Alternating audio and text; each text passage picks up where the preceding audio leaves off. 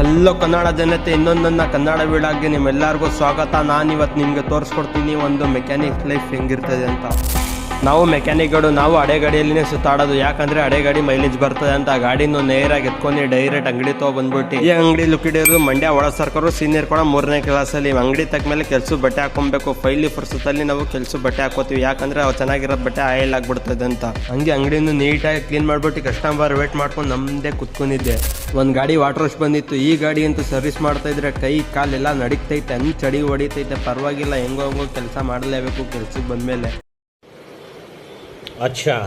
ಇನ್ನೊಂದು ಡಿಸ್ಕವರ್ ಗಾಡಿ ಬಂದಿತ್ತು. ಈ ಗಾಡಿ ಅಂತೂ ಆಕ್ಸಿಡೆಂಟ್ ಆಗ್ಬಿಟ್ಟು ಮುಂದ್ಗಡೆದೆಲ್ಲ ಉದ್ರೋಗಿತ್ತು. ಹೊಸ ತಗೊಂಡ್ಬಂದಿದ್ರು, ಫಿಟ್ ಮಾಡೋದೊಂದು ಬಾಕಿ ಇತ್ತು ಅಂತ ಫಿಟ್ಟು ಮಾಡಿ ನೀಟಾಗಿ ನಿಲ್ಲಿಸ್ಬಿಟ್ಟಿದೆ ಈಚೆ. ಇನ್ನೊಂದು ಆಕ್ಸೆಸ್ ಗಾಡಿ ಬಂದಿತ್ತು. ಈ ಗಾಡಿ ಅಂತೂ ಆಯಿಲ್ ಸರ್ವಿಸ್ ಫುಲ್ ರೆಡಿನೂ ಮಾಡಬೇಕಿತ್ತು. ಎಲ್ಲ ಬಿಚ್ ಮಾಡಿಬಿಟ್ಟಿದೆ, ಸರ್ವಿಸು ಮಾಡಿ ನೀಟಾಗಿ ರೆಡಿ ಮಾಡಿ ಮಡಗಿಬಿಟ್ಟಿದೆ.